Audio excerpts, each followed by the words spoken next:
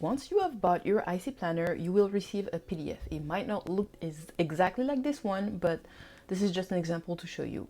The thing that is not going to change is that to duplicate your template, you'll have an ice cube, so the logo of the Icee Planner, and you will just have to click on it. So let's click, and then you're going to see it's going to open, it's going to give you a little note saying that you're opening an external link. So you just click on it, and then it's going to redirect you to a Notion page where you can oversee the full planner, but you cannot modify it.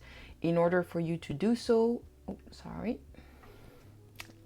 in order for you to do so, you would have to click on duplicate on the upper right corner of your screen. So once you do that, it will ask you to either create your account or logging into your account, or it will just duplicate it if you're already connected to Notion. I unlocked myself out so then I could show you the full process. So what I'm going to do is I'm going to do my full process to log in very quickly. And now that it's logging in, it's duplicating the planner into my Notion space.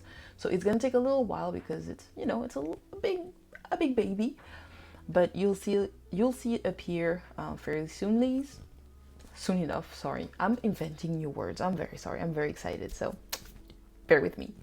But the duplicating process is in progress, so you just have to be a little patient. And then once it is done, you will see it appear in your space. There you go. So on the navigation bar that you see on the left in your private pages, you will see that it is the first page available for you to see.